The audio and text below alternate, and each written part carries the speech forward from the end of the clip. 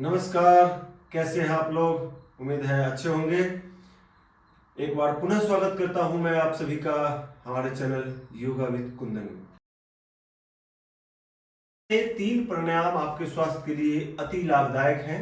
बाकी जो प्राणायाम हैं वो भी लाभदायक हैं, परंतु वो समय अनुसार किया जाता है, सिचुएशन को मद्देनजर रखते हुए किया जाता है। कपालभाति में ध्यान रखना है कि जिनको मिर्गी की समस्या है या उच्च रक्तचाप की समस्या है वो इस अभ्यास को करने से परहेज है। सबसे पहला अभ्यास है हमारा कपालभाति।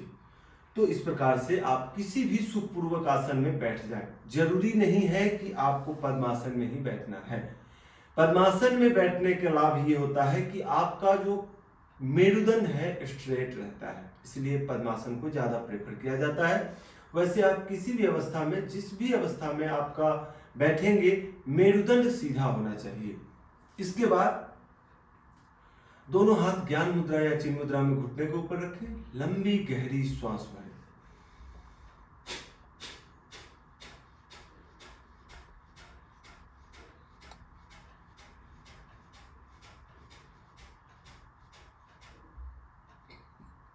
इस प्रकार से चेहरे पर बिना किसी तनाव के आपको 1 मिनट तक, अगर आप बिगिनर हैं, शुरुआत कर रहे हैं, तो 1 मिनट में 40 स्ट्रोक, फिर उसको आप धीरे धीरे बढ़ाते जाइए। 50, 60, 90 तक, 120 तक जाता है। जो बहुत लंबे समय से अभ्यास कर रहे हैं तो 120 तक पहुंच पाते हैं।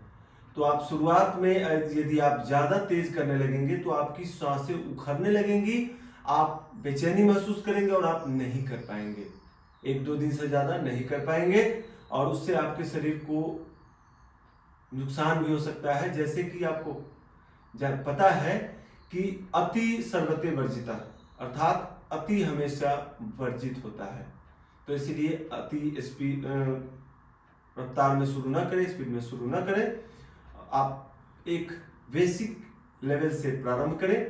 तो 60 सेकेंड का आप 3 बार 3 चक्र करें। और इसके बाद अगला है हमारा नाड़ी शोधन। नाड़ी शोधन प्राणायाम, जिसे अगर आसान भाषा में समझाया जाए तो अनुलोम विलोम। दोनों में अंतर बस इतना है कि कुंभक के बिना और कुंभक के साथ। कुंभक के बिना जो किया जाता है वो अनुलोम विलोम है, और जिसमें कुंभक लगाते हैं वो है नाड़ी शोधन। तो चलिए हम नाड़ी शोधन का अभ्यास करते हैं। इस प्रकार से 2 अंगुलियां दोनों भौहों के मध्य में, अंगूठा दाहिनी तरफ और की नासिका को बंद करने के लिए, और बाईं नासिका को बंद करने के लिए रिंग फिंगर और छोटी उंगली का इस्तेमाल। बाएं से लंबी गहरी प्राणवायु भरेंगे, मन ही मन 10 की गिनती करते हुए।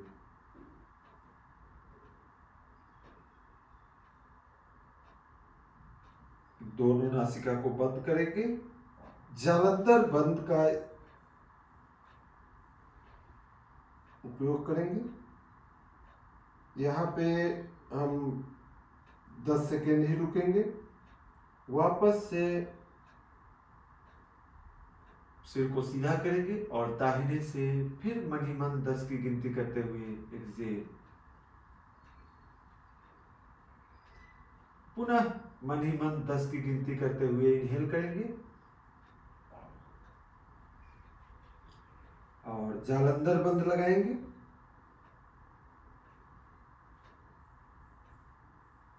जालंधर बंद लगाने के बाद वापस से 10 सेकेंड मन ही मन गिनती करने के बाद सिर को सीधा करेंगे और बाएं से एक्सहेल कर देंगे।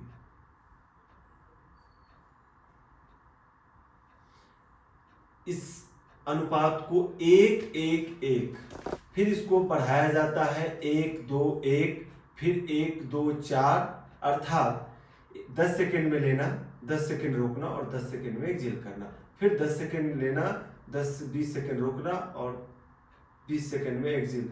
मतलब ये इसका एक पूरा क्रम है जिसको कि फॉलो करते करते आदमी का श्वास जो है वो बहुत लंबा किया जा सकता है।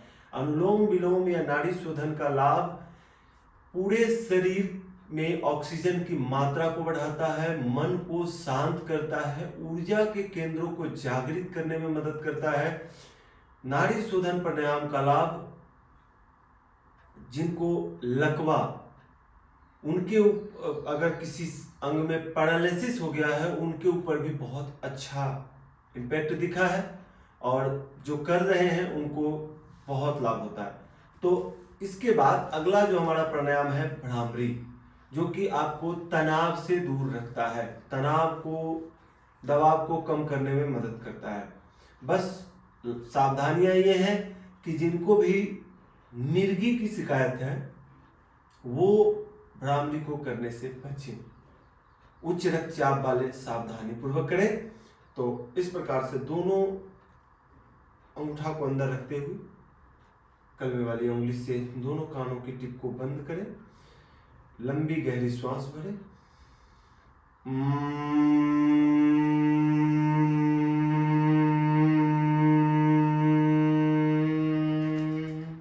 इस प्रकार से भंवरे की गुंजन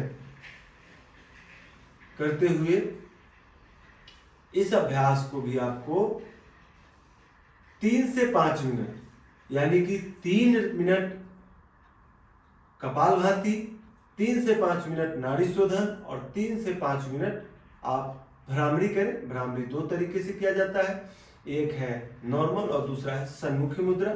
सन्मुखी मुद्रा इस तरीके से अंगूठा कानों के टिप के ऊपर, कलमे वाली उंगली आंख के ऊपर, मध्यमा दोनों नासिका के बगल,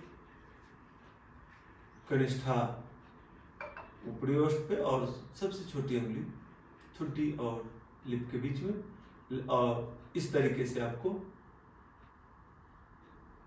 कर सकते हैं। योग में मुद्रा का अलग ही फायदा है, अलग ही एक प्रभाव है। तो मुद्रा के साथ अगर आप करते हैं तो उसके विशेष लाभ मिलते हैं। मैंने जो आज आपको बताया ये नियमित करने से हो गया, नींद समय से आने लगा, तनाव कम होने लगा, शरीर आपका फ्लेक्सिबल हो गया है, आप ऊर्जावान महसूस कर रहे हैं। तो यदि आप इस तरीके के और भी अभ्यास को सीखना चाहते हैं, जानना चाहते हैं, तो हमें कमेंट में अवश्य बताएं और अपने फ्रेंड्स, फैमिली को शेयर करके योगा अभ्यास करने के लिए प्रेरित करते रहें।